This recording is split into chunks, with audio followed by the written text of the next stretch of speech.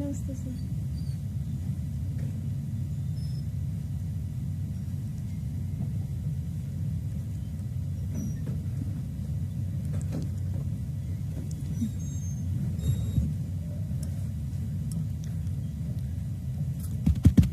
Good morning, everyone. I welcome you all to the fourth technical session of the event, Justice for Child in Conflict with Law. This session shall be chaired by My Lord Shri Justice Gurpal Singh Ahluwalia, Honorable Judge, High Court of Madhya Pradesh, and Honorable Member, Juvenile Justice Committee, High Court of Madhya Pradesh. I request Shri Samresh Singh, Secretary, Juvenile Justice Committee, to welcome My Lord Justice G.S. Ahluwalia by presenting him a sapling.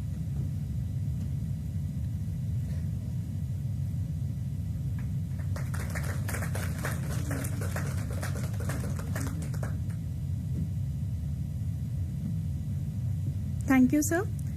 I invite Ms. Swagata Raha, legal expert, to the dais.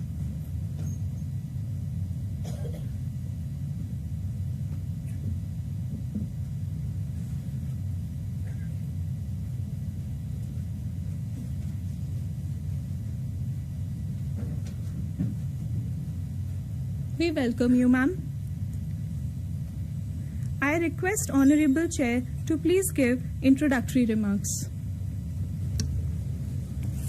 Honorable Shri Justice Anand Pathak Sahab, Shri Mishra Director Sahab, Madam Raha, all participants, good morning to all of you. Now we have assembled here to discuss with regard to the procedure which is to be followed. I don't think that there is any need to tell you or share my the provisions of law, because everybody knows the provisions of law.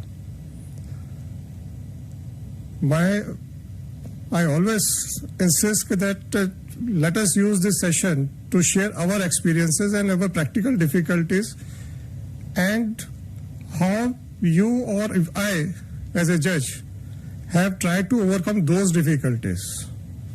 Just saying, this is a particular provision or that is a particular provision, I don't think that will serve the purpose of this conference.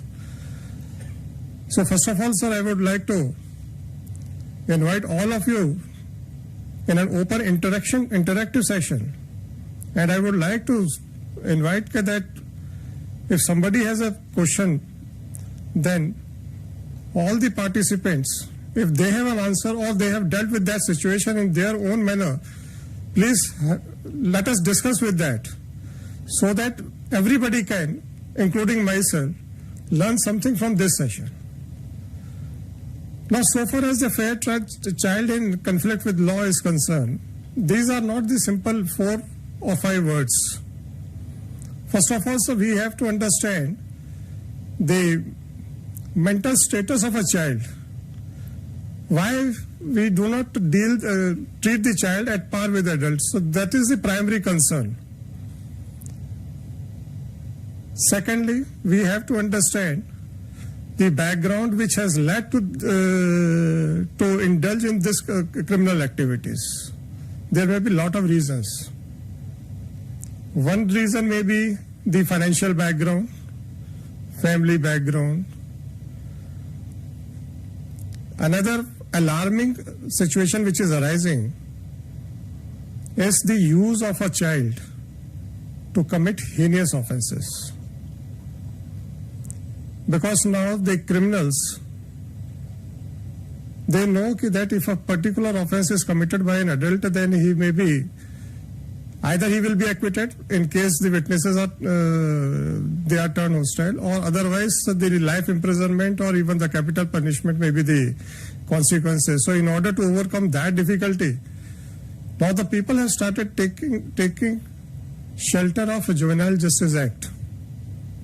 Because if an offense is committed by a boy or girl aged about less than 16 years, then everybody knows that the maximum sentence, and that too in the observation home, is 3 years, not more than that, and with no disqualifications. So these are certain aspects which are to be dealt, which are to be which we are required to keep in our mind while dealing with such a situations. So far as the procedures are concerned, we all know that we have to how the matter is to be investigated. The person dealing with the investigation of a person is not required to remain in uniform. He is to be in civil uniform. Child cannot be arrested. He cannot be handcuffed. He cannot be sent to jail. He cannot be kept in the police station during the night hours. Then immediately he has to be produced before the JJ board in case if he is not released by the investigating authority. So these, I don't think, sir, we are required to dwell upon these procedures because everybody knows, and these are the part of the act. So my only endeavor is to invite all of you to have an open discussion and let us treat, including myself, as a participant of the session or the subject. And I would request everybody that please do not hesitate in sharing your experiences, that how you manage to overcome a particular situation or how to handle that particular situation. So instead of just telling you about the provisions of law, I would like to start this session. And first of all, I would request Madam Swagata Rahar to please deliver her keynote.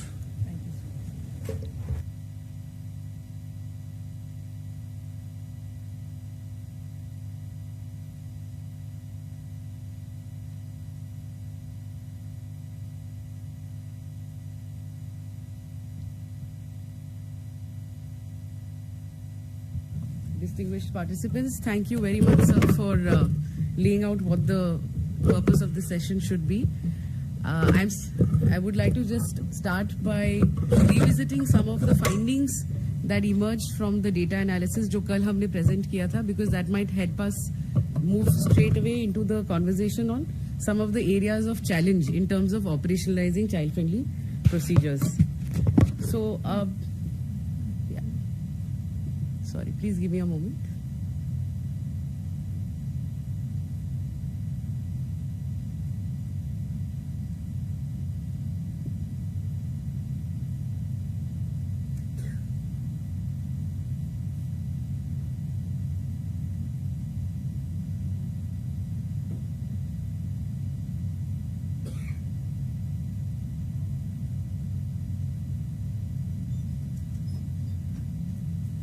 Okay, so I'll start it out.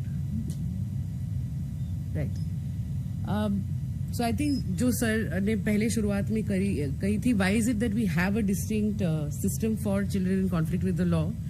And just शुरुआत में हम थोड़े Padlet के responses भी देख रहे थे कि there is a lack of sensitivity at times in terms of appreciating क्यों एक child in conflict with the law को we have to look at them differently. So I will just take a minute to remind everyone of this perspective that is almost 100 years back, the Indian Jail Committee report, जहाँ पे उन्होंने स्पष्ट रूप से ये कहा था, who is the child in conflict with the law? Somebody who is a product of unfavorable environment and is entitled to a fresh chance under better surroundings. This is also a time period जहाँ पे habits fully formed नहीं हुए हैं and there is a lot of scope for reformation. Also that it is undesirable to push this child into the adult justice system, जहाँ पे if they are kept with hardened criminals, their future is also going to be a life of crime. So this is the understanding with which हमारा juvenile justice law evolve हुआ, and this is well before any international standard came and told us how we should treat children in conflict with the law. So just a few pointers. Yes, we will not go into provision by provision, but just a broad overview कि कौन से ऐसे safeguards हैं जो हमें याद रखने हैं when we deal with this subject of fair inquiry and trial, because JJB trial नहीं करते हैं, वो inquiry करते हैं. Trial जो है, अगर बच्चा children's court को जाता है, then that is the term that we will use. And I'll try and flag some issues also that have come up. Maybe the House can respond to it. Presumption of innocence, जो हमारे Section 3 JJ Act में कहा गया है when it comes to a child in conflict with the law, we will always operate with presumption of innocence. Sometimes the question arises, what happens जब इस बच्चे को हम ट्रायल एज एन अडल्ट के लिए चिल्ड्रंस कोर्ट भेजते हैं and case is under POCSO act. And POCSO act कहता है section 29 and 30 presumption as to guilt in respect of certain offences and presumption of culpable mental state. So अगर एक बच्चा JJB से चिल्ड्रंस कोर्ट गया है in a matter under POCSO act, क्या children's court presumption of innocence apply करेंगे under JJ act, or will they apply the presumption of guilt under POCSO Act? So this is a question, and of course the answer lies in the text of the law itself, but maybe we can discuss that as we go forward. The right of a child to be treated as a child throughout, irrespective of when that child is apprehended, it depends on the date of offence. And अगर हम आगे चल के data देखेंगे जहाँ पे we are seeing that some children are being brought into the adult system first and then being transferred to the JJB. So that is a major lapse on the part of the police also in terms of how they are presenting this child as an adult, as well as what is the role of the court जहाँ पे लगे doubtful कि ये शायद हो सकता है 18 के नीचे. So do we want to push that child into the adult system where the child is then exposed to a life of harsh circumstances in a jail and then send this child back to the observation home? What will be the impact on other children? Information about charges, हम कहते हैं this is a very fundamental right for any accused person, including a child, कि उनको मालूम होना चाहिए उनके खिलाफ केस क्या है. हर चरण में उनको पता चलना चाहिए कि अब हमारा केस कहाँ पहुंचा है. जब हम बच्चों के साथ काम करते हैं, क्योंकि हम डायरेक्टली बच्चों के साथ काम करते हैं, उन्हें लगता है जैसे ही उनका बेल हो गया है उनका मैटर खत्म हो चुका है. उनको लगता है कि बस हो गया, हम बरी हो गए हैं, अब इसके आगे कुछ नहीं. फिर अचानक उनकी लाइफ चल रही होती है, अचानक वापस से हियरिंग आओ, उनको समझ में नहीं आता है कि क्या हो रहा है. प्रिलिमिनरी असेसमेंट को लेके उनके पास कोई भी इंफॉर्मेशन नहीं होता है. जब उनको मेंटल हेल्थ एक्सपर्ट के पास भेजा जाता है, वो मेंटल हेल्थ एक्सपर्ट को कभी बताते हैं कि हमें बताया गया है अगर हम ये कर लेंगे हमको बेल मिल जाएगी, या मेंटल हेल्थ एक्सपर्ट उन्हें बताते हैं कि तुम खुल के हमें सब सच बता दो, हम तुम्हारी मदद करेंगे. तो मान लीजिए बच्चे ने सब खुल के बता दिया, including incriminating information, and on that basis then the child is transferred. So it's so confusing for the child कि मुझे बताया गया ये मेरी मदद के लिए है, मेरे से सारा इन्फॉर्मेशन ले लिया और अब मुझे बड़ी जेल भेज रहे हैं. So this is where we see a lapse at every stage. Legal representation, and we will see the data of Madhya Pradesh very soon, where they are entitled to free legal aid. और हम देखते हैं कि socio economic background इन बच्चों का ऐसा है, they cannot afford legal fees, and yet they are all going towards private legal lawyers. So what is happening? Why is it that legal aid is not becoming more visible and accessible to these children? Protection from ill treatment, ये हम क्योंकि हम ground पे काम करते हैं, हम देखते हैं कि सारे जो हमारे बच्चे हैं, they have been subjected to beating, they have been subjected to detention in the police station. उनका delayed production होता है JJB के सामने. तो इसका हम क्या सोल्यूशन ढूंढ सकते हैं? हाँ, कभी हम लोग कंप्लेंट करते हैं तो कुछ समय के लिए चीजें बंद होती है, वापस फिर से शुरुआत हो जाती है. इसका सोल्यूशन क्या हो सकता है? Corporal punishment in child care institutions, ये भी कॉमन है. हम देखते हैं शायद स्टाफ खुद ऐसा ना करे, लेकिन गैंग्स बन जाते हैं होम्स में, जहां पे पावर इक्वेशन आ जाता है. बड़े बच्चे are sometimes used to discipline the younger ones. So how do we again create an atmosphere within these child care institutions where the children feel that it is a home, it is not a jail, but that is not how it is. Procedurally, जैसे कल भी हमने बात की थी, there should not be an FIR in a petty or a serious case unless an adult is also involved. Apprehension is also not needed unless it is in the best interest of the child, and yet we see on the ground that this is still happening. What could be some of the solutions? What are the challenges of the police? ऐसा क्यों है कि हर case वो FIR में दर्ज कर रहे हैं? How can we empower them or give them the tools necessary to withstand that pressure sometimes that comes from the victim side that an FIR needs to be lodged? Also, what do we do with respect to, and this is a question for the House, जहाँ पे बच्चे children's court को जा रहे हैं, act ये भी कहता है there should be no joint proceedings with a child and an adult. But जहाँ पे adult accused भी है, child भी पहुंच गया है चिल्ड्रंस कोर्ट, क्या वो सेपरेट ट्रायल्स हो रहे हैं या वो जॉइंट ट्रायल्स हो रहे हैं? We can understand that better. Institutionalisation as a measure of last resort, जहां पे कहा गया है कि bail is the rule and its denial and exception, and we will see the figures of bail in Madhya Pradesh and understand what are some of the grounds on which bail is not being given in petty offences. And of course the right to a speedy and fair inquiry. Pendency का data हमने कल देखा था absolute figures में, but अगर हम ये भी देख सकते हैं कि कितने सालों से ये केसेस पेंडिंग है और किस वजह से, can some of these reasons be addressed. So I'll straight away go into some of the data. We are revisiting what had been shared yesterday so that we can have a focused discussion on some of these issues. तो ये है rule 10(1) जहां पे JJB can dispose the matter at the first appearance itself if the case is unfounded और पेटी. और हम देखते हैं कि ऐसे 1543 केसेस है इस 4.5 ईयर पीरियड में जहां पे पेटी ऑफेंसेस में फर्स्ट हियरिंग में ही उनको डिस्पोज किया गया है. But as a percentage of the total number of petty cases this is only 5.6%. तो अगर हम समझ सकते हैं, अगर शेयरिंग हो सकती है कि what has the experience been in disposing the matter in the first hearing, and can some of that be applied to all the petty cases that are because petty cases are maximum that are coming before the JJB. So can we understand how this can be, maybe could this number be more? With respect to apprehension यहाँ पे हम देख रहे हैं, and I think SCRB का data हमारे से शायद हायर था, ये JJB के डेटे के अनुसार है. पेटी ऑफेंसेस में भी एप्रीहेंशन हो रहे हैं 39.7% एंड सीरियस में भी 58.9%.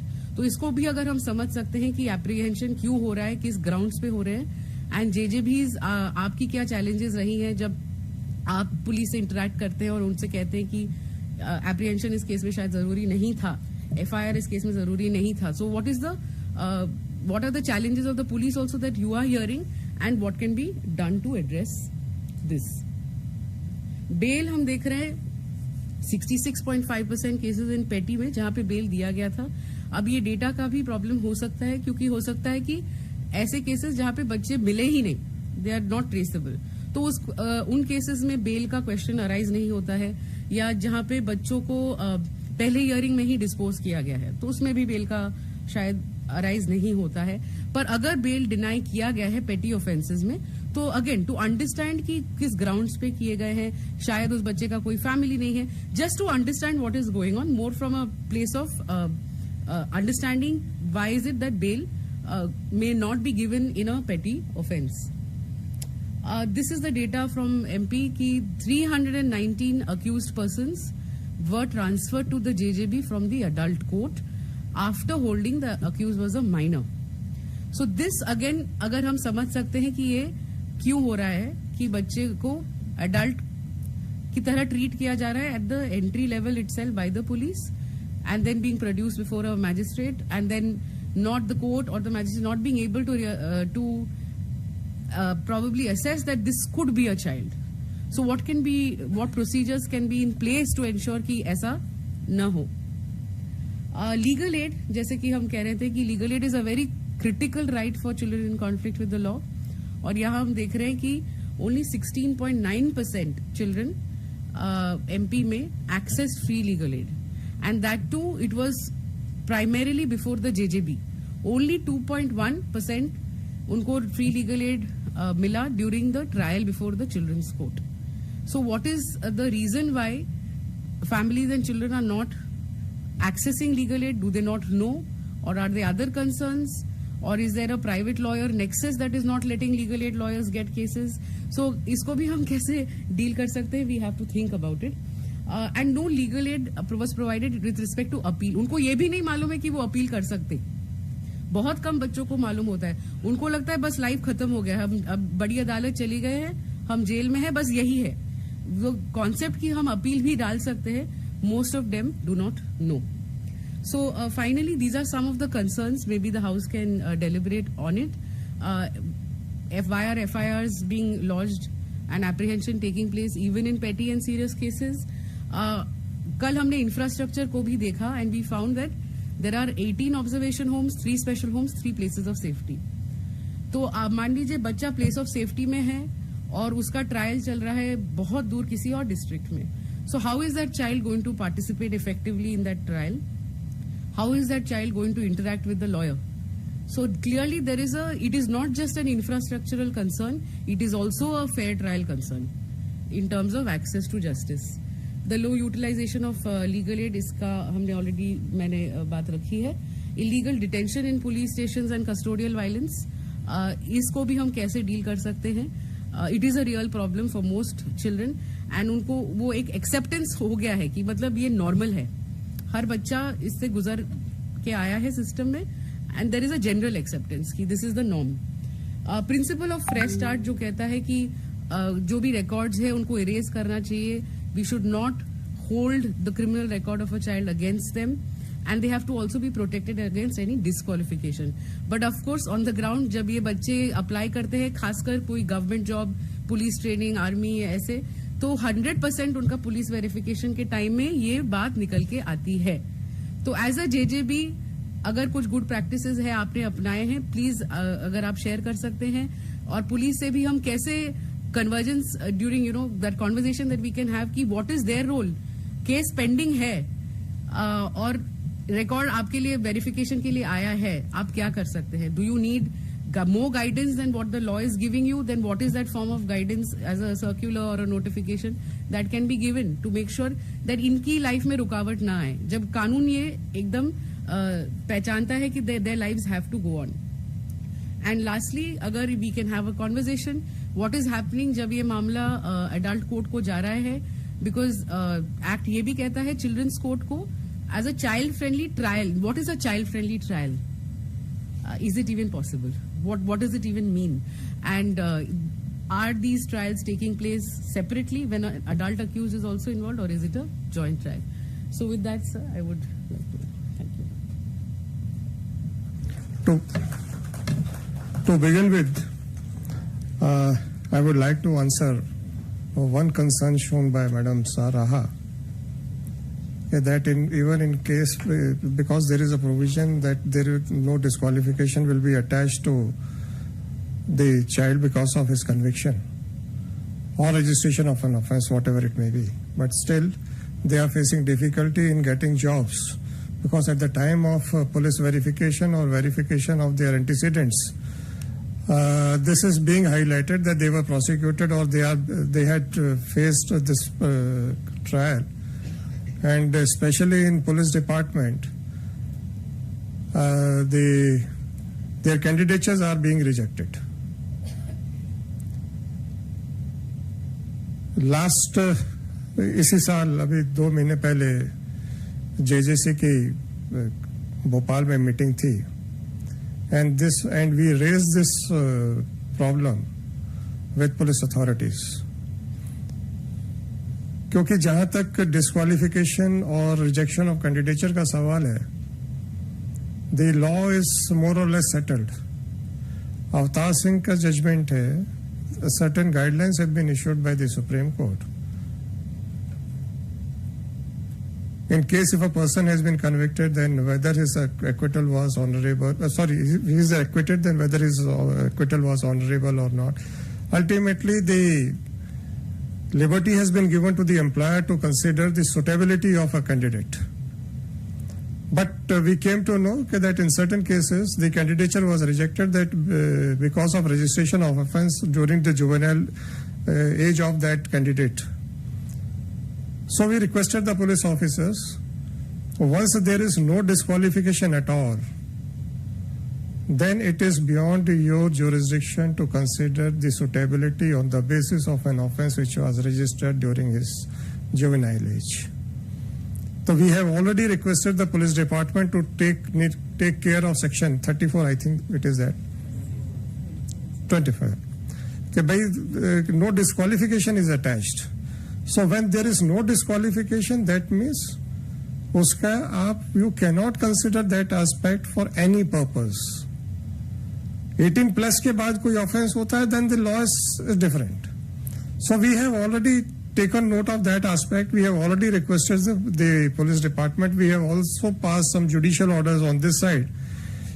That in such a situation, when there is no disqualification, please do not reject their candidature on this ground. So this is what I want to tell to Madam Raha and all the house, that the moment we came to know about this aspect, we have already taken up this issue with the police department. At least अभी तक जो main complaints थी कि police constables में जो recruitments होते हैं वहां पर रिजेक्ट हो रहा है, and this was specifically taken with the police departments because the complaints was with regard to the police department only. क्योंकि पुलिस डिपार्टमेंट में एक apart from everything they one thing what they require is that the person must be of an honest and impeccable character. अगर थोड़ा सा tainted background है then they don't take them in service. तो we have also not only taken with the police department but all the officers of most of the departments were present over there, and we discussed with them and we have informed them that when there is no disqualification, then it should never be taken as a disqualification for the purposes of character verification. So this is what I want to communicate, that this issue we have already taken up with the authorities.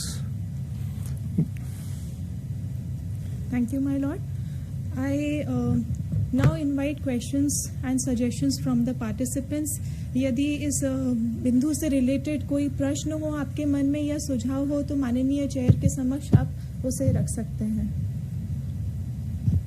Sir, मैं एक बार फिर से request करूंगा, प्रश्न तो स्वागत योग्य है ही, उससे भी ज्यादा स्वागत योग्य आपके सुझाव हैं, क्योंकि हर पार्टिसिपेंट वही सिचुएशन फेस कर रहा है, वही डिफिकल्टी फेस कर रहा है, वही प्रश्न फेस कर रहा है, और हर एक ने उस सिचुएशन को कैसे डील किया है अगर हम उसको भी शेयर करेंगे तो मेरे ख्याल से वो बहुत कुछ बेनिफिशियल होगा. इंस्टेड ऑफ कि सिर्फ हम आंसर दें, तो आई वुड इनवाइट कि everybody must give his suggestion और answer to the questions which are to be put by the participants. Sir please. Good morning sir. Sir मैं पुलिस डिपार्टमेंट से हूँ सर. सर श्रीमान ने अभी बताया जेजे एक्ट जो 24 के तहत उनका स्पष्ट रूप से उल्लेख किया गया है कि इसमें उसको अयोग्य घोषित ना किया जाए, और कई मामले ऐसे आते हैं उसमें इस बार जो आपने उल्लेख किया 2 महीने पहले जेजेसी साहब की मीटिंग थी, तो उसमें माननीय सुप्रीम कोर्ट ने भी कुछ जजमेंट दिए हैं कि उसमें यदि उसका नैतिक अधोपतन वाले और दूसरे मामले हैं उसमें उनको ना लिया जाए. बेसिकली हम लोग क्या प्रॉब्लम से आती है कि वो दे देते हैं, पर वास्तव में कई ऐसे प्रॉब्लम्स आते हैं क्योंकि एक्ट में जो लिखा हुआ है वो बड़ा स्टेबल है कि ये चीज होना चाहिए, पर यदि उसका आप इंटरप्रेट कर देते हैं कि और कोई ऐसे मामले आ गए, कुछ दूसरी धाराओं के आ गए, तो उसको हमने उसमें ले लिया, तो फिर दिक्कत आती है. तो उसको हम कैसे सॉर्ट आउट करें? तो वास्तव में कुछ मार्गदर्शक भी ऐसे मिल जाए जिससे हम लोग डिस्कस कर सकें कि साहब जे वाले आए क्यों और कैसे किया जाए. Thank you sir. यही प्रश्न पिछली बार जब भोपाल में मीटिंग हुई थी तो जब कॉन्फ्रेंस खत्म हो गई थी तो फिर एक फॉर्मल जो डिस्कशन चल रहा था, तब हमने यही चीज कही थी, जब डिस्क्वालिफिकेशन नहीं है तो फिर डिस्क्वालिफिकेशन नहीं है. हमारे पास जेजे एक्ट में कोई भी डिस्क्रिप्शन नहीं दिया गया है ये कहने के लिए कि सब पेटी ऑफेंसेस में डिस्क्वालिफिकेशन नहीं होगा पर हीनियस में हो सकता है, ऐसा कोई डिस्क्रिप्शन नहीं है. तो सबसे पहले तो यही देखना है कि सब 16 साल से नीचे है ऑफेंस है, चाहे मोस्ट हीनियस हो चाहे पिटी ऑफेंस हो. अगर वो डिस्क्वालिफिकेशन नहीं है तो it is no disqualification at all. आपका कहना बिल्कुल सही है, जैसे मैंने भी अभी आपसे कहा था कि वहां पे पुलिस डिपार्टमेंट में एक साफ सुथरी छवि वाले व्यक्ति की आवश्यकता है, और अवतार सिंह वाले जजमेंट में जिसमें बहुत कुछ वाटर डाउन भी हुआ था कि मात्र ऑफेंस रजिस्टर हो गया है तो इसका मतलब नहीं है कि उसको सब नौकरियों से बिल्कुल ही महरूम कर दिया जाए. उसमें भी ये डायरेक्शन है कि जो एम्प्लॉयर है उसकी सुटेबिलिटी को देख सकता है. कन्विक्शन के बाद तो खैर नौकरी का सवाल नहीं है.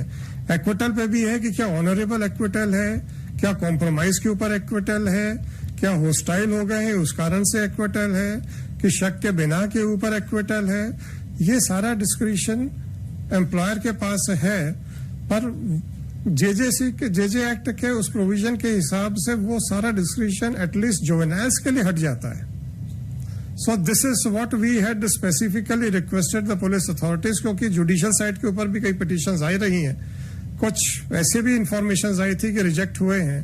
तो उनसे रिक्वेस्ट ये किया था कि सब जे एक्ट को थोड़ा सा ध्यान में रखें, और जब डिस्क्वालिफिकेशन है नहीं है और उसमें कोई डिस्क्रिशन नहीं है, मेजर में डिस्क्रिशन है आपके पास, आप चाहें तो कहें कि साहब ठीक है 323 का मुकदमा था, इससे इसके क्रिमिनल एंटीसीडेंट्स ऐसे नहीं होते हैं कि इसको नौकरी से अलग कर दिया जाए, तो आप उसका कैंडिडेचर रिजेक्ट नहीं करेंगे, ये आपका डिस्क्रिशन है, परंतु इसमें डिस्क्रिशन नहीं दिया गया है। जी प्लीज। इसमें एक मैं जोड़ना चाहूंगी कि 2021 का जो अमेंडमेंट आया उसमें शायद थोड़ा उससे पहले थोड़ा डाउट था कि पेंडिंग केसेस में आप दे सकते हैं या नहीं, पर 2021 के अमेंडमेंट के बाद सेक्शन 74(2) आप अगर देखें उसमें बहुत क्लियरली बोला गया है even if it is pending आप पुलिस वेरिफिकेशन में उसको नहीं आप लाइए। सर नमस्कार, मैं Manju Singh, principal magistrate juvenile justice board Jabalpur.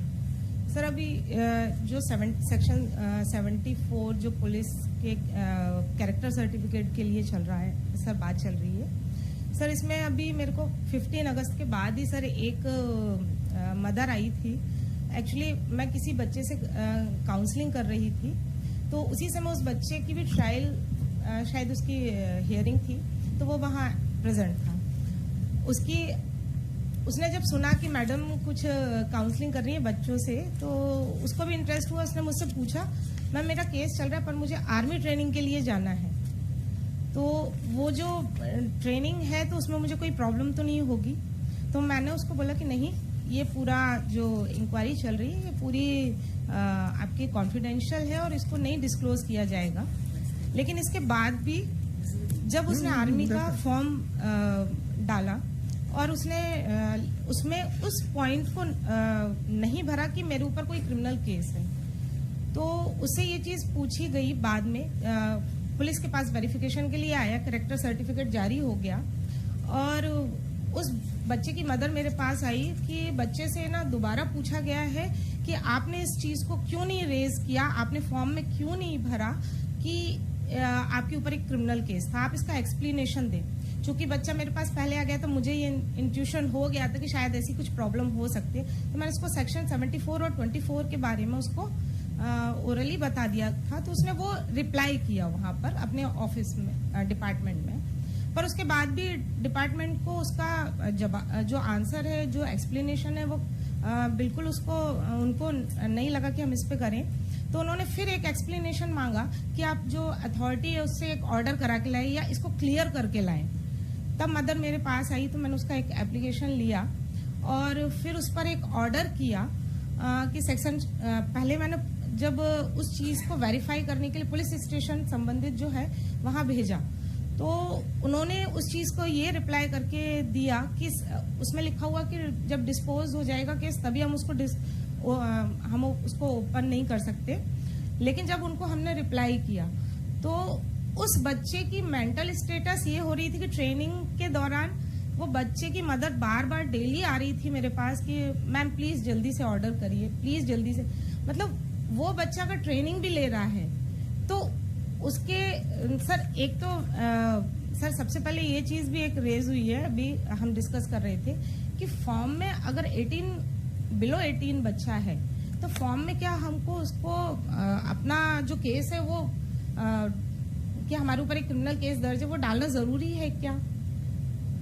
और अगर उसने नहीं, एफिडेविट भी दे रहे हैं हम मतलब चूंकि शपथ पत्र भी हम दे रहे हैं, तो उसमें क्या उस बच्चे को डिस्क्वालीफाई तो नहीं कर दिया जाएगा अगर उसने ये चीज शपथ अपने फॉर्म में मेंशन नहीं करी? और यही चीज उसके साथ हुई कि उसने फॉर्म में मेंशन नहीं की। और हम लोग जनरली अपने जजमेंट्स में लिखते हैं 74 के बारे में, 24 के बारे में। इवन उसके बाद भी मैंने एक बेस्ट प्रैक्टिस ये शुरू की कि जैसे ही मेरे यहाँ केस डिस्पोज होते हैं मंथ के लास्ट में मैं एक लिस्ट तैयार करती हूँ और उस लिस्ट को मैं संबंधित सभी मतलब एसजीपीयू को भेजती हूँ। एसजीपीयू वहाँ से संबंधित सभी पुलिस स्टेशंस जो होते हैं, जिस पुलिस स्टेशन से रिलेटेड जो केस है, जो क्राइम दर्ज हुआ है, वो वहाँ पे जाता है और उस लेटर में रहता है कि ये केस डिस्पोज हो चुके हैं, इनको ओपन नहीं करना है अब। तो कुछ स्टेशंस में तो ये चीज फॉलो हो रही है, पर इसके बाद भी मेरे प्रयास के बाद भी कुछ स्टेशन में वो जो उनके रिकॉर्ड्स है वो डिस्ट्रॉय नहीं किए जाते हैं। तो सर वो उसका रिजल्ट ये होता है कि अगर बच्चा इवन उसने ट्रायल फेस कर लिया, एक्विटल हो गया, उसके बाद भी उसको एक्सप्लेनेशन देना पड़ रहा है कि हमारा कैरेक्टर सर्टिफिकेट पुलिस ने क्यों जारी कर दिया है। कुछ और कह रहे थे सर इसका सर एक सॉल्यूशन सर बस यही जानना चाह रही थी सर, क्योंकि फॉर्म में क्या हम बच्चों को ये भरना जरूरी है, और इसके ऊपर अगर वो वहां से एक्सप्लेनेशन मांगते हैं तो बच्चों का तो, क्योंकि पुलिस हर समय एक ही नहीं रहती, हमने जिनको ट्रेन किया वो एक नहीं रहती है, वो चेंज होती रहती है। Sir any reply from the house?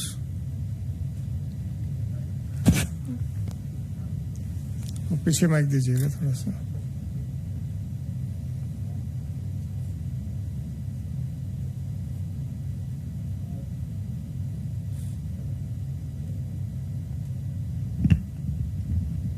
Thank you sir. Sir ma'am ने क्वेश्चन अच्छा पूछा है, और हम लोग के यहाँ भी ये बहुत बड़ी समस्या है सर। नीचे लेवल से उनको समझाना भी कि हमारे थाने में भी रिकॉर्ड हो गया बच्चे का, एक तो एडल्ट के साथ होता है तो भी उसका रिकॉर्ड रख रहे हैं, उसका नष्टीकरण कैसे किया जाए। फिर उसका यदि आप लोग मांगते हैं तो हम लोग ना दें, उसके लिए भी एक तो कोऑर्डिनेशन की कमी मुझे समझ में आती है, और लगातार प्रशिक्षण की आवश्यकता है। तो इससे निश्चित रूप से निजात पा सकते हैं। अभी भी प्रॉब्लम है, मैं स्वीकार करता हूँ, उसमें कोई दो बात नहीं। Thank you sir. पीछे दीजिएगा माइक जरा madam, we will come to you madam.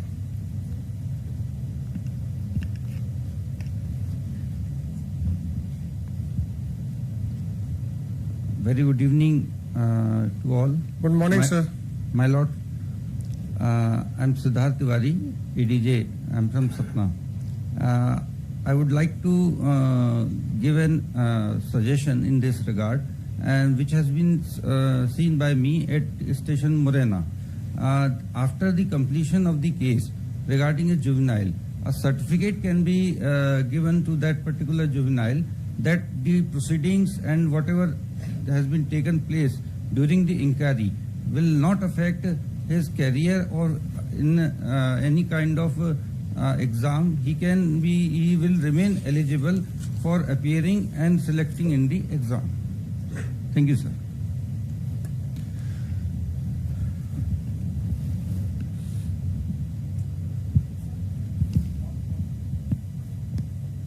Hello, good morning, sir. Myself, Principal Magistrate Satna.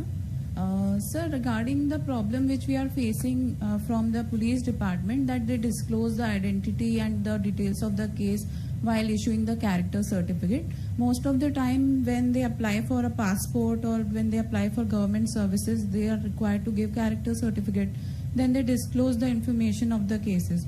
The first thing which I have started in my board is that I give a copy of the order to the police station as well as to the juvenile, stating that he is not disqualified from any services under section 24, and that the character certificate shall not disclose any details about his case. But sir, one solution which I feel is that the head office from the police department can issue a circular stating that they should not disclose any details about the case, whether it is pending or it is disposed of, so that because it is very difficult for us to convey to each and every police station. In 1 month we had received 3 such complaints from different thanas. So I had also written to the concerning SP of Satna, but if a circular is issued from their head office, then it will be very helpful for every police station. Thank you, sir. Would you like to?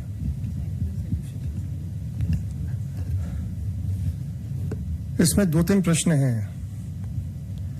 पहला प्रश्न ये है कि where अब candidate is required to give his character verification, fill up his character verification form, जिसमें उनको ये लिखना होता है कि आपके खिलाफ कोई मुकदमा दर्ज हुआ था या लंबित है। आप सर्विस रिलेटेड जो भी जजमेंट्स हैं अगर आप पढ़ेंगे, चाहे वो अवतार सिंह वाला जजमेंट हो, चाहे वो union territory of Chandigarh versus Pradeep Sharma वाला जजमेंट हो, या अभी state of Rajasthan versus Lav Kush वाला जजमेंट हो, giving a false information is never appreciated. तो दो एस्पेक्ट्स हैं इसमें, एक सर्विस रिलेटेड एंगल से अगर आपको देखना पड़ेगा और दूसरा आपको जे एक्ट के उससे देखना पड़ेगा. Now, how a masked information can be given, I think that can be a solution. ये क्वेश्चन जो उठा है, at least nobody raise this question prior, so इसको नहीं देखा, पर मुझे एकदम से जो एक्सटेम्पोर इंफॉर्मेशन या एकदम से ऑल ऑफ अ सडन जो एक सॉल्यूशन समझ में आ रहा है, क्योंकि employer is also entitled to know the background, but at the same time section 24 protects a child. Whether a procedure of giving masked information, because section 74 prohibits police also to give an information. तो हमको क्या एक masked information बच्चे को देना चाहिए without disclosing the nature of offense details, so that the basic requirement that this form must contain all correct information is fulfilled? Because section 74-24 that is very clear.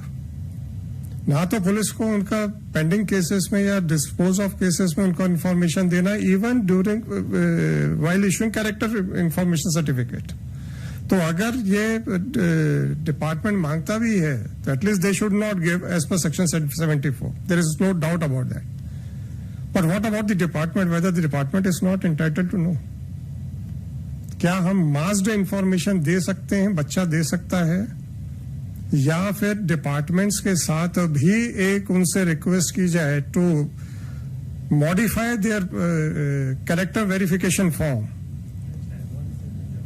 दो solutions हैं, या तो आप existing character verification form को as it is रखें और एक masked information हो, और या फिर उसमें मॉडिफिकेशन हो और उसमें लिखा जाए कि धारा 24 और धारा 74 जे एक्ट के तहत अगर आपके बाल्यावस्था में कोई अपराध दर्ज हुआ था, उससे रिलेटेड इंफॉर्मेशन डिस्क्लोज करने की आवश्यकता नहीं है. मुझे लगता है कि ये जो सेकंड ऑप्शन है that is better, and this is the best example और solution of this difficulty.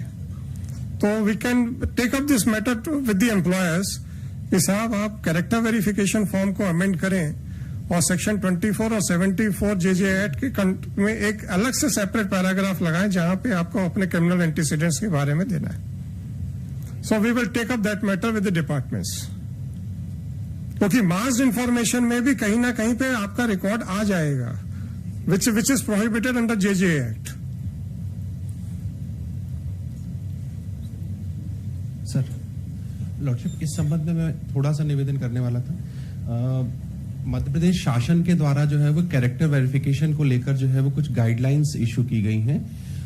Guidelines जो इशू की गई हैं मध्य प्रदेश शासन के द्वारा, उसमें ये स्पेसिफिकली कहा गया है कि उसके द्वारा शपथ पत्र पर या अपने फॉर्म पर ये जानकारी दी गई हो या ना दी गई हो जुवेनाइल के रूप में कि उसके विरुद्ध कोई ऑफेंस दर्ज था, तो भी जो है वो इसको डिस्क्वालिफिकेशन नहीं माना जाएगा. होम डिपार्टमेंट ये बोल रहे हैं कि हमारा जो है हमें कोई दिशा निर्देश मिल जाए. इनका खुद का सर्कुलर है होम डिपार्टमेंट का, जिसमें इन्होंने खुद ने ये कहा है कि जुवेनाइल के रूप में अगर कोई क्राइम जो है उसके ऊपर दर्ज होता है तो उसको किसी भी प्रकार से डिस्क्वालिफिकेशन नहीं माना जाएगा.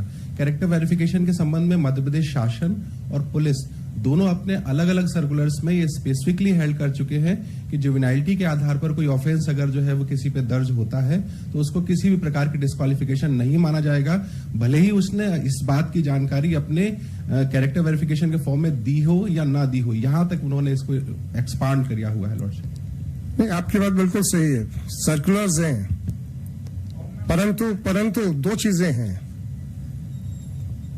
क्या हम बच्चे को झूठ बोलने के लिए प्रेरित करें, और या फिर हम फॉर्म में ही एक एडिशनल क्लास, क्योंकि आप अगर अवतार सिंह वाला जजमेंट भी, प्रदीप शर्मा वाला जजमेंट भी, लव कुश वाला जजमेंट भी अगर आप पढ़ेंगे तो उसमें है कि false disclosure of information by itself is sufficient to reject your candidature. तो सर्कुलर्स हैं. अब जैसे आपने कहा कि सर्कुलर्स होते हुए भी हर व्यक्ति को नहीं पता होता है. अब कैरेक्टर वेरिफिकेशन फॉर्म में अगर हम प्रैक्टिकल प्रॉब्लम्स देखें तो अगर आप ये कहें कि गजटेड ऑफिसर ही पूरा रिकॉर्ड चेक करता है पुलिस थाने में, तो शायद प्रैक्टिकली पॉसिबल नहीं है। आपको सिपाही या हेड कांस्टेबल लेवल का जो इंचार्ज उसमें रहता वो करता है और अल्टीमेटली वो ले जाता है, उनके पास रख देता है। हमको ये चीज भी ध्यान में रखनी पड़ेगी कि पुलिस विभाग के ऊपर भी कितना ज्यादा ओवरबर्डन्ड है, और वो जो कॉम्पिटेंट अथॉरिटी साइन करती है उसके पास देखने के लिए कितना समय है कि नहीं है। पर अगर वो वेरिफिकेशन फॉर्म में ही अगर एक क्लॉज आ जाएगा और उसमें ये लिख दिया जाए कि अगर आपके बाल्यावस्था में 16 वर्ष की उम्र से पहले किए गए किसी भी अपराध का ब्यौरा देने की आवश्यकता नहीं है, तो that will solve the problem. क्योंकि अगर देखिए पीएचक्यू से या स्टेट गवर्नमेंट से जो सर्कुलर्स निकलते हैं वो शायद पहली बार जिसके हाथ में जाते हैं उसको याद रहता है, धीरे धीरे वो भूलना शुरू हो जाते हैं, और अल्टीमेटली फिर साल 2 साल 3 साल के बाद वो आदमी काम कर रहा होता उस टेबल के ऊपर जिसने वो सर्कुलर पढ़ा ही नहीं होता, उसके करके प्रैक्टिकल प्रॉब्लम आ जाती है। तो अगर हम प्रॉब्लम का सॉल्यूशन अगर पहले से ही निकाल दें कि अगर कैरेक्टर वेरिफिकेशन फॉर्म में ही अगर वो आ जाए, कहने के लिए तो सही है, सब कुछ है, आपने देखा क्यों नहीं, तो थोड़ा सा प्रैक्टिकल एस्पेक्ट भी देखना पड़ेगा। तो और if that can be corrected by adding a single more line in a character verification form, I think that will be the best solution.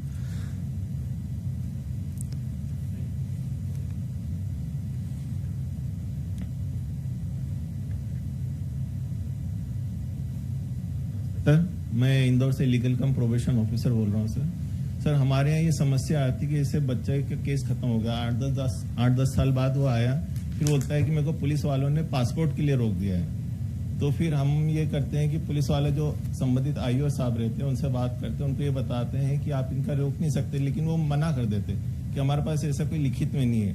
तो हम फिर उस बच्चे को ये सॉल्यूशन मत दे देते कि आप स्टैम्प एफिडेविट बनाओ, उसमें ये 24 और 74 तो लिख के दो, तो उसके बाद वो पुलिस वाले अधिकारी जो आईओ रहते हैं वो मान जाते हैं, फिर पासपोर्ट क्लियर कर देते हैं सर उसका पासपोर्ट। देखिए सारा प्रॉब्लम जो है ये मोर और लेस लैक ऑफ नॉलेज पे जा रहा है, यहाँ पे लीगल प्रॉब्लम नहीं है।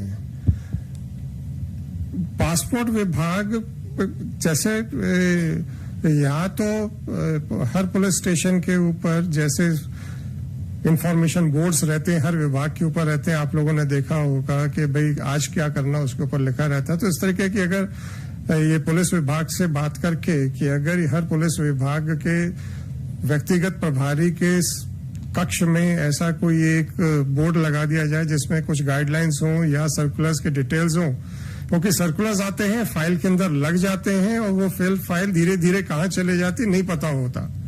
तो ऐसे कुछ भी ये भी सोल्यूशन निकाला जा सकता है कि जो आपको फॉलो करना ही करना है वो एक इंफॉर्मेशन बोर्ड हर थाने में या हर विभाग में एक चाहे सर्कुलर के डिटेल के साथ वो लगाई जा सकती है। पर ये इम्प्लीमेंटेशन का प्रॉब्लम है, यहाँ पे लीगल प्रॉब्लम नहीं है। तो उसको कैसे बेटर वे में कर सकता है, शायद आप लोग हैं आप यहाँ पे, तो आप लोग भी सजेशन दे सकते हैं, so that we can take up this matter with the department, sir. आपका बेस्ट आइडिया है सर, जो आपने बोला फॉर्म में लिख करने की, वो बेटर है, बिल्कुल बेस्ट है। वो जब पढ़ेंगे लिखेंगे तो उसी हिसाब से लिखेंगे। आपने लोगों से एक सर्कुलर जारी है, जिससे जारी किया उनको पता नहीं रहता डिपार्टमेंट के ऐसा भी हुआ है, चेंजेस होते रहते हैं। तो यदि उस फॉर्म में नहीं, जैसे हमने कहा कि एक जैसा एक सूचना पटल या जो एक रहता है उस पर भी अगर आपके जो इम्पोर्टेंट सर्कुलर्स हैं वो भी एक बार लिख, क्योंकि एक कागज आता है फाइल में लग जाता है, फिर वो फाइल कहाँ जाती है वो था भी कि नहीं था याद नहीं रहता है। तो अगर वो सूचना पटल में 10, 15, 20 सर्कुलर्स जो आपके किसी भी कंसर्निंग फील्ड के लिए इम्पोर्टेंट हैं अगर हर जगह लग जाए तो आपको पता रहेगा कि ऐसा कुछ है, तो उसको फिर सर्च आउट करके आप निकाल भी सकते हैं। उस एंगल से भी सोचिएगा उसको कि भी क्या ये संभव है। नहीं, देखिए इसमें क्या है कि जहां पे कोई एक्ट प्रोहिबिट कर रहा है ये आपको करना ही नहीं है, वहां पे जैसे आपने कहा कि साहब गिरफ्तारी में ये आपको ये सावधानियां बरतनी, वो एक जनरल हो गया। परंतु जहां पे आपको एक्ट प्रोहिबिट कर रहा है और उसका इम्प्लीमेंटेशन 100% होना चाहिए बिना किसी इफ्स एंड बट्स के साथ, तो और जैसे अभी आपके सामने 2-3 प्रश्न आए हैं, तो उस एंगल से भी सोचिएगा कि जो इस एक्ट रिलेटेड जितने भी इम्पोर्टेंट सर्कुलर्स हैं या प्रावधान है, अगर एक सूचना पटल पे प्रिंट करके उसको लगा दिया जाए उस प्रभारी के कक्ष में जिसने उसको बेसिकली डील करना है, तो मेरे ख्याल say that can also B one of the effective solutions. ठीक है सर, ऐसा कर सकते हैं और हम जी। लोग प्रयास करके कर लेंगे। सर आप कुछ प्रश्न पूछना चाह रहे थे? सर नमस्कार, अमरजीत नाम है। सेक्शन 24 का सबसेक्शन 2 के कंप्लायंस की अगर बात करते हैं कि किशोर न्याय बोर्ड या चिल्ड्रंस कोर्ट डायरेक्ट करेंगे पुलिस को डिस्ट्रॉय करने के लिए रिकॉर्ड्स, तो पुलिस को कई बार चैलेंज ये होता है सर कि उसका कोई लीगल प्रोसीजर नहीं है उनके पास कि वो रिकॉर्ड नष्ट कैसे करें, खासतौर पे जहां ज्वाइंट क्राइम्स होते हैं, एडल्ट भी है, बच्चा भी शामिल है, उस रिकॉर्ड को अपने फाइल से क्या जलाकर या उसको कहीं और कैसे उसको डिस्ट्रॉय करें, इसके लिए हमें कुछ तो सर करना होगा ताकि इनको आसानी हो करने के लिए। देखिए दो प्रॉब्लम्स हैं, एक तो आपका एडल्ट के साथ है, तो एडल्ट के साथ वाले में तो आप रिकॉर्ड कैसे डिस्ट्रॉय कर देंगे। पुलिस रेगुलेशंस में you have to maintain a register. सबसे पहले आप सबसे बड़ी प्रॉब्लम जो हम लोग अदरवाइज भी देख रहे हैं, इवन एडल्ट्स भी आ रहे हैं कि साहब हमारे जिसमें एक्विटल हो गए हैं उसमें हमारे रिजल्ट्स लिखे ही नहीं जा रहे हैं इनके रजिस्टर में। हम लोग के पास बेल एप्लीकेशंस पे जब इनके कैफियत आती है, लिस्ट रहती है, पर क्या है वो लिखा ही नहीं होता है। तो सबसे पहले पुलिस रेगुलेशंस का कंप्लायंस ही जरूरी है। दूसरा, अगर वो एक्सक्लूसिवली जुवेनाइल है तो वीडिंग आउट ऑफ रिकॉर्ड्स का जो भी आपका पैटर्न है वही अडॉप्ट होगा। अगर आपका ज्वाइंट है, you have to delete the name of a juvenile, but you cannot destroy the record, क्योंकि एडल्ट का भी बीच में है।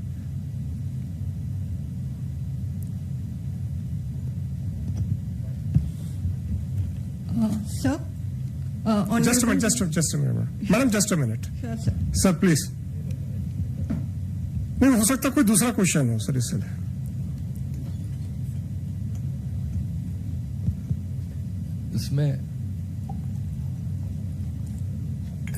इसमें एक ये चीज ये हो सकती है कि जैसे सेक्शन 52A में जो एनडीपीएस एक्ट में डिस्ट्रॉय करने का, जो ड्रग्स को डिस्ट्रॉय करने का एक मैकेनिज्म दिया है, इसमें भी एक अगर कुछ एग्जीक्यूटिव इंस्ट्रक्शन से एक मॉडलिटी इस तरह की फॉर्म की जा सकती है कि डीडब्ल्यूसी के एक कोई डिप्टी डायरेक्टर लेवल के ऑफिसर, एक पुलिस के ऑफिसर और एक आध कोई और कंसर्न ऑफिसर, ये मिलके वो सारे रिकॉर्ड्स को वेटिंग करके और फिर उसका एक सोल्यूशन निकाला जा सकता है कि डिस्ट्रक्शन कैसे किया जाए, डिस्ट्रॉय कैसे किया जाए। सर उसमें है कि जो भी डिस्ट्रक्शन होगा एटलीस्ट एक रजिस्टर तो बनेगा कौन कौन सा रिकॉर्ड हुआ सारा, ताकि तो अल्टीमेटली आपको कहीं ना कहीं पे इंफॉर्मेशन को मास्क करना पड़ेगा। आप जैसे है डायरी है, चार्जशीट है, उसको तो डिस्ट्रॉय कर सकते हैं, पर एक रजिस्टर तो मेंटेन होता है। 52A में भी जो इंफॉर्मेशन आती है after destruction, that is treated to be an admissible in evidence.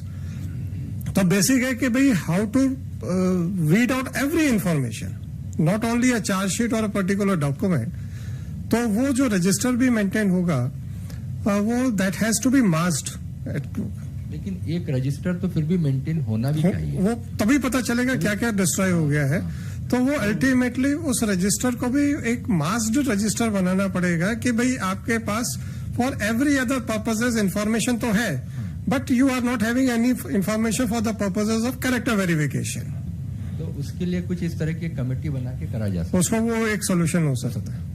Madam आप कुछ कह रहे थे?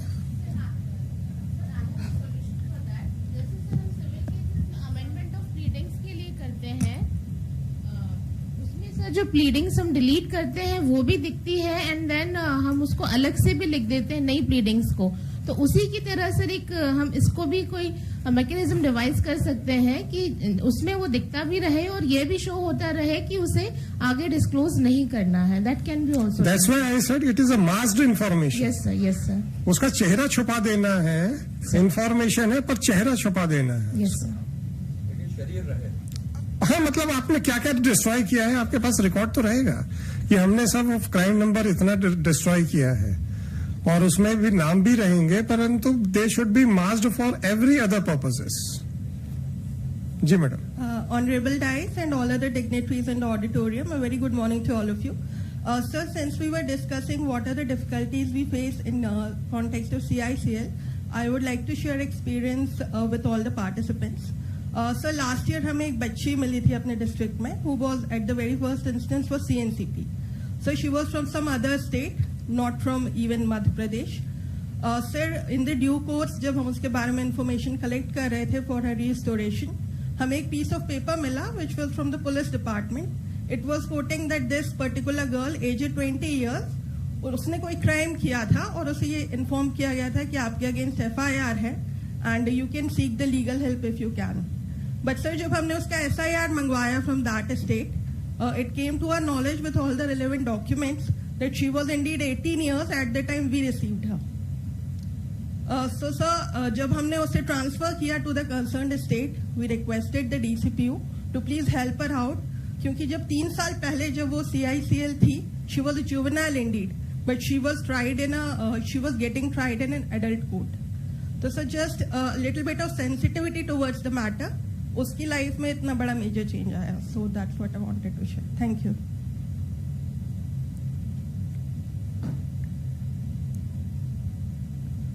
Every prosecution will certainly bring certain changes.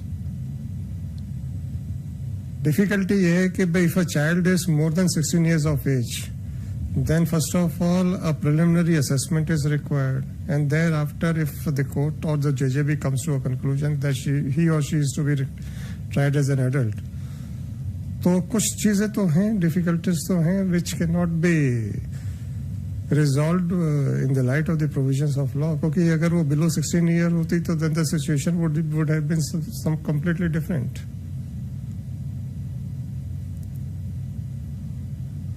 So I was told that there are a lot of questions, but I think questions are not coming up. अच्छा sorry ये है. Okay. इस technical session का जो QR कोड है, हम सभी बहुत उत्साहित हैं आपके रिस्पॉन्सेस देख के. जो स्क्रीन है उस पे लगातार ही इस टेक्निकल सेशन के जो क्वेश्चंस थे उस पे आपके रिस्पॉन्सेस जो हमें मिले हैं उसको हम शेयर करते जा रहे हैं. साथ ही मेरा विनम्र निवेदन रहेगा कि यदि कोई क्वेश्चन हो या सुझाव हो तो माननीय चेयर के समक्ष आप उसे आवश्यक रूप से रखें. Sir, first question was with regard to the weeding out of the records. कुछ क्वेश्चंस हैं जो कुछ प्रैक्टिकल एस्पेक्ट्स पे दिख रहे हैं which are beyond our jurisdiction, like that practicing lawyer are sitting outside observation home and they are misguiding parents. I think somebody was yeah जी sir मेरा एक सॉल्यूशन ही है सर. मैंने इसको एक्सपेरिमेंट भी किया था सर. जब मैं मंदसौर में जुवेनाइल जस्टिस बोर्ड की प्रिंसिपल मजिस्ट्रेट बनी तो सर वहाँ पे ये हो रहा था एक्चुअली कि हर केसेस में बच्चों को एप्रीहेंड किया जा रहा था और उनको JR के लिए भी प्रोड्यूस किया जा रहा था.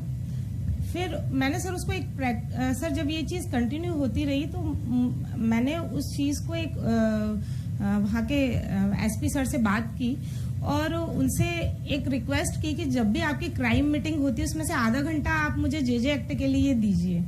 तो वो चीज़ मैंने कंटिन्यू हर मंथ लगभग मैंने जब तक वहाँ रही मैं करती रही उस चीज़ को. तो सर उसका सॉल्यूशन ये निकला कि जैसे ही प्रैक्टिकल प्रॉब्लम्स पुलिस को भी आती है, हमको भी आती है, हमारे सामने जब बोर्ड के सामने बच्चे लेकर आते हैं तो बच्चों को भी नॉलेज नहीं रहती है, पुलिस वालों को भी नॉलेज नहीं रहती, लेकिन जो हर महीने हम उनसे बात करते थे उनकी प्रैक्टिकल प्रॉब्लम्स, हम भी उसका सॉल्यूशन निकालते थे, वो भी कुछ सजेशन देते थे. तो वहाँ पर इतना पुलिस वालों में अवेयरनेस आ गई कि वो कम से कम सीरियस और पेटी ऑफेंस में वहाँ पर उनको एप्रीहेंड नहीं कर रहे थे और उनको इस चीज़ की भी नॉलेज वहाँ पे भी नहीं थी. और मैंने इवन जबलपुर में भी देखा माइंड एक सेट है कि सीरियस ऑफेंस है तो हमको अरेस्ट करना ही है. तो सर मेरा एक रिक्वेस्ट है कि अगर डिपार्टमेंट से हायर अथॉरिटीज से एक लेटर इशू हो जाए कि JJ एक्ट पे कम से कम हर मंथ एक डिस्कशन होता रहे, तो उसमें क्या जो भी प्रैक्टिकल प्रॉब्लम्स आती हैं या लॉ कभी नहीं कोई नया व्यक्ति आता है तो उसको नहीं इजीली समझ पाते हैं, तो वो एक फ्लो बनता रहे और उसमें JJ एक्ट के क्रियान्वयन के लिए एक प्रभावी रूप से वो क्रियान्वित हो सके सभी जिले में. Sir That can be done, so we can request the principal district and session judge also कि जो वो हर महीने क्राइम में मीटिंग लेते हैं उसमें एक सेशन और उसमें जे बोर्ड के प्रिंसिपल मजिस्ट्रेट को इन्वॉल्व करके so that there can be a first hand interaction between the magistrate as well as the authorities कि कहाँ पे वो पा रहे हैं कि वो फॉलो नहीं हो रहा है या एक्सीड कर रहे हैं या जो भी है। सर एक्चुअली इसमें प्रॉब्लम ये होती है, मॉनिटरिंग सेल की मीटिंग में अगर हम बैठ भी जाते हैं सर, एसपी सर से हम लोग अपनी चर्चा कर भी लेते हैं, पर फील्ड वर्क पे सर एसजीपीयू जो और जो सीडब्ल्यूपीओ होते हैं जो बच्चों के संबंध में काम कर रहे हैं उन तक वो चीज नहीं जा पाती है सर। तो उनके लिए जरूरी है कि जो पुलिस कंट्रोल रूम में हर मंथ जो एक मीटिंग होती है, क्राइम मीटिंग होती मैडम है, वो देखिए एक्चुअली क्या है, ये सारी सिचुएशंस हैं हाउ टू इफेक्टिवली इम्प्लीमेंट। जी सर। है ना, रहा सवाल जहां तक जुडिशरी का इंटरफेरेंस का है, जी सर, तो we can request the superintendent of police in a monthly meeting कि साहब ये चीजें हैं, magistrate can tell them this are the practical problems, then why should we say that the superintendent of police will not implement it? First of all, let us have a effective discussion on that. Try to find out that what is the fallout of that discussion. उसके बाद लगता है कि नहीं उतना result नहीं मिल रहा है, तो then again we can request the authorities कि साहब यहाँ पे थोड़े से लैप्सेस हैं, बट दिस इज मोर और less with regard to implementation and we can involve our principal district and session जज, क्योंकि अगर हर महीने एक सेपरेट मीटिंग हो, I don't know whether it will be possible in every district और not, पर लेकिन एक महीने में एक मीटिंग तो होती है, then we can request the district जज कि भाई to spare half an hour just for JJ act and magistrate may be permitted to have a direct interaction with superintendent of police और with a further request to the superintendent of police to ensure कि वो चीजें implement हो। Let us try our level best, उसके बाद उसको monitor करेंगे, review करेंगे after 3 months 4 months, then you will be in a better position to say that whether the things have improved और नॉट। और वो ओवरनाइट कई चीजें नहीं हो पाती हैं, कांस्टेंट उस पर मॉनिटरिंग और उसके ऊपर एफर्ट्स की जरूरत पड़ती है। So let us start in that direction. अभी भी अगर आप लोग इनवाइटेड होते हैं उस मीटिंग में, but still if you are not permitted to have active participation, तो we can start from that. So then we can request our principal district and session जज कि आप और मजिस्ट्रेट साहब को परमिट करें to have a direct interaction and then उसको periodically review करें and you will be the best person to say कि whether there is any improvement और नॉट। सर्वेश इस चीज को थोड़ा सा नोट कर लीजिएगा।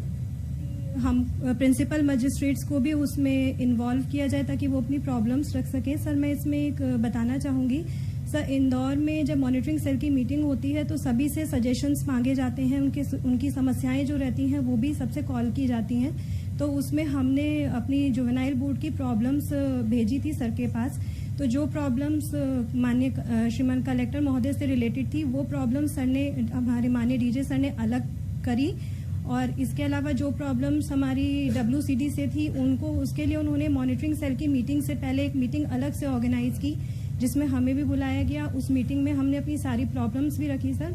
उसके बाद सर मॉनिटरिंग सेल की मीटिंग में भी हमको बुलाया गया और उसमें कलेक्टर साहब से हमने डायरेक्ट अपनी जो प्रॉब्लम्स उनसे रिलेटेड थी या पुलिस डिपार्टमेंट से रिलेटेड थी उस पर भी हमने चर्चा की। उसमें सर बहुत सारे सोल्यूशंस भी आए।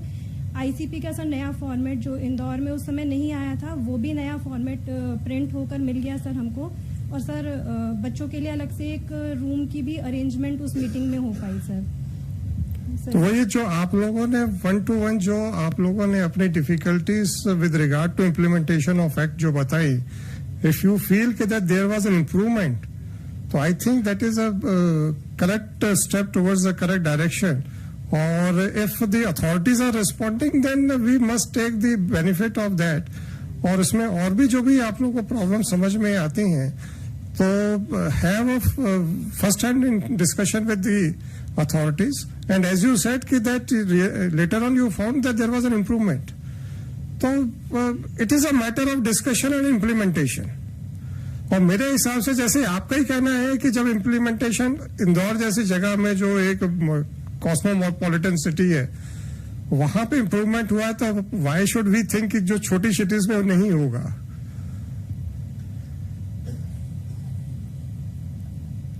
जी प्लीज सर. ऑनरेबल राइस, respected participants, sir police record की बात हो रही थी तो मैं यहाँ एक बताना चाहूंगा सर. CCTNS और ICJS में ये ऑप्शन है कि जो भी जानकारी है अगर चाइल्ड है या एडल्ट भी है उसमें तो उनकी हाइट की जा सकती है. तो जब हम रिकॉर्ड की बात कर रहे थे तो CCTNS और ICJS में जब पूरा काम होने लगेगा तो वहाँ पे बहुत अच्छी व्यवस्था है तो वहाँ जानकारी हाइड की जा सकेगी और जो जानकारी हमको चाहिए उतनी उसमें मिल सकेगी. हाँ, वो वही मैं जिसको मास्ड इंफॉर्मेशन कहते हैं. इंफॉर्मेशन रहेगी पर उसका चेहरा छुपा दिया जाएगा. और दूसरा मैडम ने एक लीगल एड का जो बताया था तो कल भी बात हुई थी कि LADCS सिस्टम अब हमारे पास है, सभी डालसा के पास वो सिस्टम है. तो हम ये कर सकते हैं कि JJ बोर्ड में एक डिस्प्ले भी लगा सकते हैं कि किसी भी चाइल्ड को कोई विधिक सहायता निःशुल्क चाहिए तो वो डालसा का नंबर वहाँ डिस्क्लोज हो सकता है या हमारे जो लीगल एड ऑफिसर होते हैं उनसे संपर्क किया जा सकता है. तो इसमें वो काफी बेनिफिशियल होगा.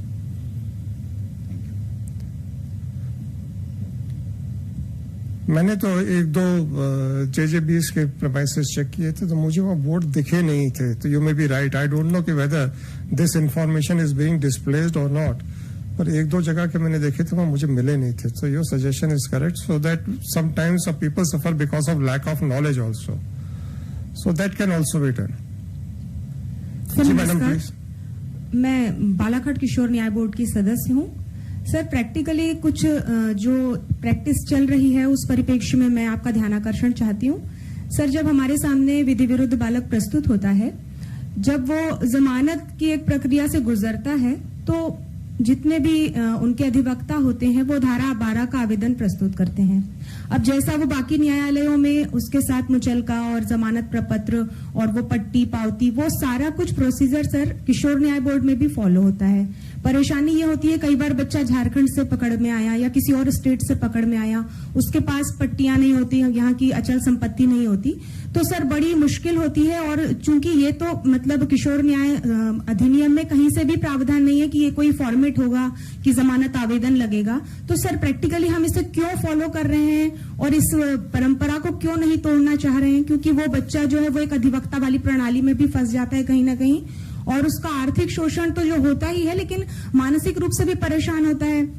अब प्रैक्टिकली परेशानी ये आती है कि अब उसे सुपुर्द कैसे करे बिना उसके सारे दस्तावेजों के. तो सर ना चाहते हुए भी छोटे ऑफेंसेस में भी बच्चे को हम भेज देते हैं सुधार गृह या संप्रेक्षण गृह. तो ये एक परेशानी है. दूसरी परेशानी ये है सर कि कई बार ये देखा जाता है कि SIR बहुत कंपलसरी हम समझते हैं कि होनी चाहिए. अब SIR उतने जल्दी हमारे पास आता नहीं, इस कंडीशन में भी हम बच्चे को संप्रेक्षण गृह भेज देते हैं. तो मुझे लगता है कि ये मानवीय तौर पर उसके साथ एक गलत प्रैक्टिस चल रही है जिसके लिए कुछ न कुछ कोई ठोस सर्कुलर या ऐसा कुछ आना चाहिए कि हमें बच्चे को पहले उसे पुनर्स्थापित कर देना है, उसे रिलीज कर देना है. इस परंपरा को कहीं ना कहीं तोड़ना चाहिए. लेकिन जो एक राम मैडम ने भी प्रश्न एक उठाया था बेल का, आपका भी प्रश्न बहुत कुछ बेल रिलेटेड ही है. बेल का तात्पर्य क्या है सबसे पहले अपने को यह समझना पड़ेगा. बेल दोष मुक्ति का आदेश नहीं है और बेल का ये जो मुचलका भरवाने का जो एक पर्पस है वो इसलिए है टू एंश्योर कि वो अक्यूज्ड या बच्चा, मैं बेल वर्ड भी यूज कर रहा हूं तो इसलिए एडल्ट पे भी यूज कर रहा हूं, वो पेशियां अटेंड करे. जुवेनाइल जस्टिस एक्ट में applications are to be filed not by the accused by the child. उसके पालक की तरफ से आती है, मुचलका उसके पालक की तरफ से भरा जाता है, बच्चे की तरफ से नहीं भरा जाता है. अब आपका ये प्रैक्टिकल प्रॉब्लम बिल्कुल सही है कि बच्चा जो है मान लीजिए जबलपुर में पकड़ा गया है, झारखंड का है, बच्चे के साथ कोई पालक है नहीं है तो क्या किया जाए. पर एक प्रश्न अब आपके मन में ये भी आना चाहिए कि हमने उसको छोड़ दिया, फिर उसकी उपस्थिति कैसे सुनिश्चित की जा सकती है, वो भी सोल्यूशन चाहिए। उसका बेल का बेसिक पर्पस ये है कि वो टेम्परेरीली उसको रिलीज कर दिया गया है विद एन अंडरटेकिंग कि साहब I will attend each and every date before in the court. तो बेल कोई दोष मुक्ति आदेश नहीं है। तो इसके बारे में अगर आप लोग के पास कोई सॉल्यूशन हो कि अगर वो जमानत या उसका पालक नहीं है तो उसके ट्रायल की सुनिश्चित करने के लिए क्या तरीका लगाया जा सकता है। जी मैडम, आप बताएं।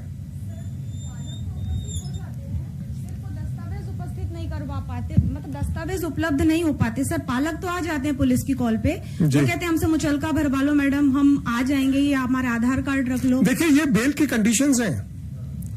ये आप इसमें कोई भी एडमिनिस्ट्रेटिव ऑर्डर इशू नहीं किया जा सकता है कि जुडिशियली किस तरीके से ऑर्डर होना चाहिए।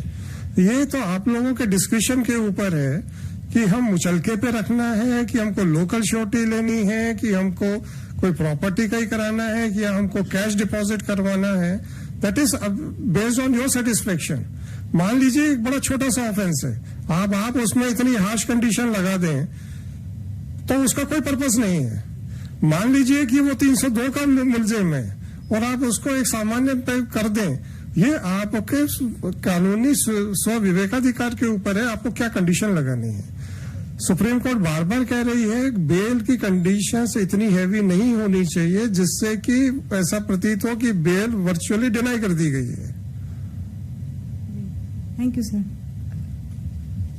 मैडम आप कुछ जी मैडम। गुड मॉर्निंग सर, मैं प्रिंसिपल मजिस्ट्रेट कटनी सर मैं एक अपनी बेस्ट प्रैक्टिस सभी से शेयर करना चाहती हूँ। सर मैंने जो अवेयरनेस प्रोग्राम एक रखा for the better implementation of the JJ act, तो with due coordination of the superintendent of police of Katni, तो सारे डूज एंड डोंट्स जो हमारे एक्ट में प्रोवाइडेड हैं उसमें सारे थाना प्रभारी को बुलाकर कंट्रोल रूम में एक उनके लिए अवेयरनेस प्रोग्राम रखा, जिसमें उनको बताया गया कि जब आप बच्चे को अप्रीहेंड करते हैं या बच्चे को डिटेन करते हैं आपको क्या करना है क्या नहीं करना। तो बेसिकली ये चीज निकल के आई को उनको बेसिक्स ही नहीं पता है कि हमें जब बच्चे को अप्रीहेंड करना है तो हमें कैसे डील करना है। तो सर उनकी डीलिंग्स को लेके जब मैंने उनको डील किया और एड्रेस किया सर, तो ये बहुत सारी बेसिक्स हमारी रिजॉल्व हुई और डूज एंड डोंट्स का एक राइटअप भी हमने उनको सर्कुलेट किया फॉर सारे थानास जितने थे, तो इससे ये सारी प्रॉब्लम सर रिजॉल्व हुई सर। मेरा भी वही सजेशन था कि अगर थाने में सूचना पटल के तौर के ऊपर अगर आप उसके जो मैंडेटरी प्रोविजंस हैं उसके बारे में अगर, क्योंकि आपने जगह कॉन्फ्रेंस ली, अब वो जिसने अटेंड की थी अब वो चला गया दूसरी जगह के ऊपर, अब वो दूसरी जगह के लिए तो इम्प्लीमेंट कर रहा है, पर इस जगह पे जहां कॉन्फ्रेंस हुई थी उस डिस्ट्रिक्ट में फिर से वही पुरानी परिस्थिति आ जाती है। तो उससे अगर आप एक सूचना पटल पे भी लगा दें तो जो भी आएगा उसको समझ में एकदम से दिखता चला जाएगा। जी सर, आप कुछ कह रहे थे।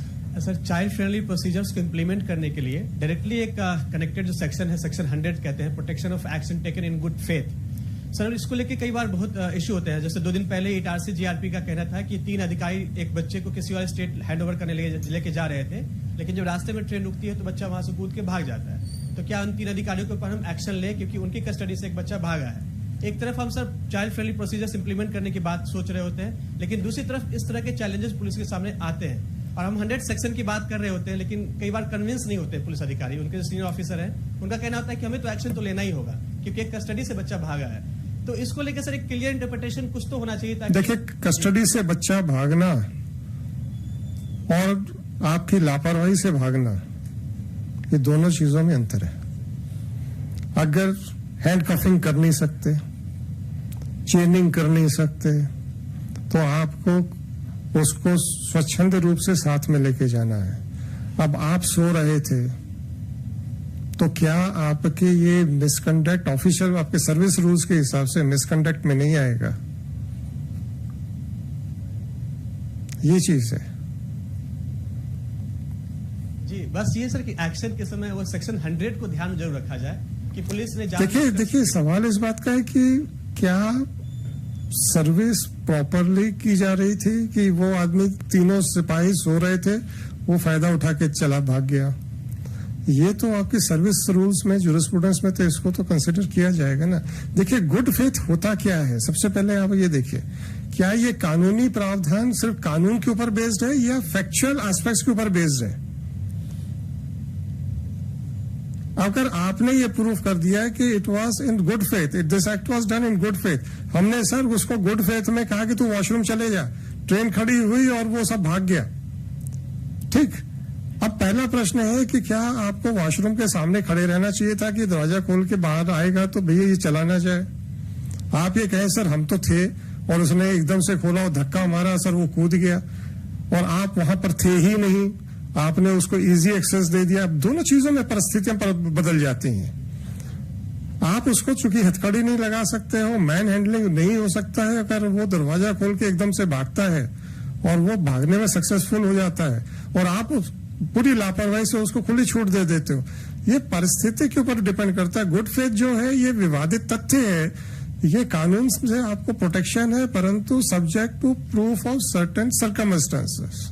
सो यू कैन नॉट से कि सब इसके ऊपर कुछ होना ही नहीं चाहिए। तो वो आपका जवाब देख के फिर अगर उनको लगता है कि नहीं ये तो इनकी परिस्थिति से बाहर था, इन्होंने गुड फेथ में किया, तो then you are protected. Otherwise तो नेग्लिजेंस का भी तो लाइसेंस नहीं हो सकता ना। कल को मैलिशियस प्रोसिक्यूशन का भी अगर आपके खिलाफ मुकदमा चले, सपोज लॉ ऑफ टॉर्ट्स में, तो वहां पे ये सारे प्रोटेक्शंस आते हैं, but they are not absolute, they are subject to proof of certain circumstances. मैं माननीय सदन का ध्यान समय सीमा की ओर आकृष्ट करना चाहूंगी। जो समय ओपन हाउस डिस्कशन के लिए अलॉटेड था उसे हमने एक्सीड कर दिया है। With the permission of the Honorable Chair, may I close the open discussion? Please. Thank you, my Lord. I request the Honorable Chair to please give the concluding remarks. Sir अच्छा एक question और था sir, please बता दें sir उस पर। We will try to conclude as early as possible. Sir मेरा एक सुझाव था कि सीसीएल बालक की बात कल से यहाँ हो रही है और सभी माननीय किशोर प्रिंसिपल मजिस्ट्रेट कोई जब कोई अपराध है उस कदम उठाता है तो कहीं ना कहीं वो सीएनसीपी भी होता है। मेरे अनुसार अगर कोई बच्चा वहां जाता है तो उनमें से कई बच्चे ऐसे होते होंगे जो कहीं ना कहीं देखरेख संरक्षण वाले भी होते होंगे, लेकिन आज तक एक भी मामला सीडब्ल्यूसी के सामने जेजे बोर्ड की ओर से कि इस बच्चे की कुछ आवश्यकताएं भी हो सकती हैं, इसको किसी अन्य योजनाओं से जोड़ा जा सकता है, ऐसा एक भी मामला मेरे जिले में नहीं आया। तो ऐसा यदि होता है तो मुझे लगता है उसका एक डायरेक्शन जाना चाहिए और सीएनसीपी होता तो वहां से भी बच्चा आएगा तो मुझे लगता है उसके लिए कुछ बेहतर कर पाए। सर सीडब्ल्यूसी के पास क्या क्या ऑप्शंस अवेलेबल है, पहले अपन देखें कि आपके पास भेजेंगे भी तो आप कितना इम्प्लीमेंट कर पाएंगे। सर उसके लिए तमाम जैसे अपने यहाँ स्पॉन्सरशिप योजना है, मुख्यमंत्री बाल कल्याण योजना है, या अपन प्राइवेट स्पॉन्सरशिप लेते हैं, वो है समाज के तमाम ऐसे लोग रहते हैं जो कहते हैं कि साहब कोई ऐसे बच्चे हो तो आप हमें बताइए, हम उनको स्पॉन्सर करेंगे। तो स्पॉन्सर किस सेंस में? स्पॉन्सर इन द सेंस शिक्षा के क्षेत्र में, या किसी को बेहतर कोचिंग की आवश्यकता है, कुछ ऐसे है कि हम समय दे देंगे, इनको कुछ पढ़ा देंगे। तो शिक्षा स्वास्थ्य ऐसे डॉक्टर हैं कि आप हमें कोई ऐसी कम्युनिटी, तो ऐसा अगर कोई डिडक्शन हो जाए कि हमारी तरफ से कि हमने ये बच्चे डिडक्ट किए हैं, इनके लिए आप क्या कर सकते हैं, अगर हमारे तक वो आ जाएंगे तो हो सकता है कुछ उनके लिए बेहतर हो सके। सर पूरे सेशन में जो मेन क्वेश्चंस थे, एज आई सेड कि लीगल प्रोविजंस के ऊपर ज्यादा डिस्कशन की आवश्यकता इसलिए नहीं है कि आप लोग को भी वही कानून पता है। मेरा भी रिक्वेस्ट ये थी कि अपने प्रैक्टिकल प्रॉब्लम्स पे डिस्कशन हो, एंड आई एम थैंकफुल कि जितना भी डिस्कशन हुआ है दैट इज मोर और less on the practical problems. और प्रैक्टिकल प्रॉब्लम्स में कुछ हमारे पार्टिसिपेंट्स ने अपने एक्सपीरियंसेस भी शेयर किए कि how they overcame those practical problems. तो we have already noted down some of the suggestions, we will take up those matters with the authorities concerned and we will try to take out the solution. As I said that so far as the rejection of candidature is concerned, that the moment it came to our notice we immediately took up the matter. So some of the questions we have already addressed by dealing with the authorities. और मैं एक चीज और थी, एक bell के ऊपर figures थे, तो एज मैडम राहा सेड कि भाई ये फिगर्स बड़े थोड़े से डिसेप्टिव से लग रहे हैं, क्योंकि हो सकता है कि डे 1 के ऊपर ही उसको रिलीज कर दिया था, जो भी कंडीशन था या डिस्चार्ज था या जो वट एवर इट इज, तो वो बेल की कैटेगरी से बाहर हो जाता है। तो वो जो फिगर्स आ रहे हैं they are not the correct figures. तो वो हो सकता है कि वो 100% में से वो जो 66.5% है या 87.7% है वो 100% में से ना हो सकता है वो 90% में हो।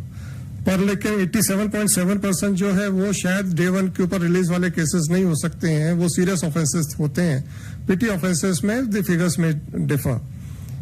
अब बेसिक चीज ये है कि सेक्शन 12 में the law is that we are not required to look into the gravity of the offense, but at the same time there is a catch. Catch is that if it is not in the interest of justice, whether there is a possibility of coming in contact with the known criminals, leading to the exposure of mental, physical, psychological. So these are certain aspects which are also to be kept in mind by the judges while deciding their discretionary jurisdiction. So, as a committee, we cannot issue any administrative order to pass a particular type of order. We cannot trespass the judicial discretion of a judicial officer. This is our basic limitation on our jurisdiction. रहा सवाल कि हर case में अब जैसे 66.5 था, ये कम जरूर लग रहा है, परंतु मुझे लगता है ये शायद 66.5 70% केसेस में होना चाहिए, क्योंकि बाकी 30% या तो पकड़ में नहीं आए थे और या फिर उनको डे 1 के ऊपर ही उनको छोड़ दिया गया था। तो 66.5% मुझे बहुत ज्यादा अलार्मिंग लग नहीं रहा है, क्योंकि I am also not clear whether this is the correct picture और नॉट। 87.7% और 90.6%। अब we cannot ask our judicial magistrates or our presiding officers of children court not to consider that last line, that it is not in the interest of justice. That is also a discretion which is given under section 12. So that is based on, and secondly, bail के बाद they have a right to file a revision. Sometimes we also allow the revision, sometimes we also dismiss the revisions depending upon the nature of offences.